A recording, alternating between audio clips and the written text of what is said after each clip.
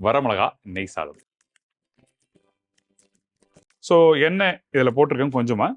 இந்த நெய், இந்த எண்ணெய் சூடான பிறகு இந்த நெய்யை போடுங்க. வரமிளகா, அதாவது உள்ள சீட்ஸ் இருக்காது, 1-2 சீட்ஸ் தான், ஒன்று தவிர எதுவுமே இல்லை.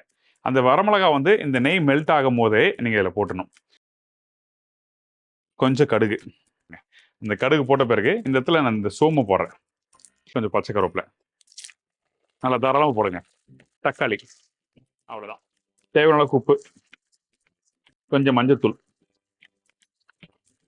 இந்த சிக்கன் மசாலா பொடி நல்லா வாசமாக இருக்கும். இதுக்கப்புறம் ரைஸ், நமக்கு எந்த அளவுக்கு ரைஸ் தேவையோ அந்த அளவுக்கு ரைஸ் மட்டும் நம்ம இதில் யூஸ் பண்ண போகிறோம். மசாலா ஒரு கல் தூக்கில் தான் இருக்கணும், சரிங்களா? இப்போ கொஞ்சம் கொத்தமல்லியும் போட்டுடலாம். போட்ட பிறகு ரைஸு இதை போட்டு இதை நல்லா அப்படி பெரட்டுறோம்.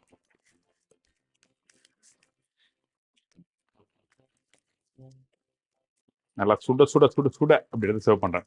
இதுக்கு வந்து நல்ல ஒரு வெங்காய பச்சடி இல்லை குக்கும்பர் பச்சடி வச்சு சாப்பிட்டீங்கன்னா இன்னும் சூப்பராக இருக்கும்.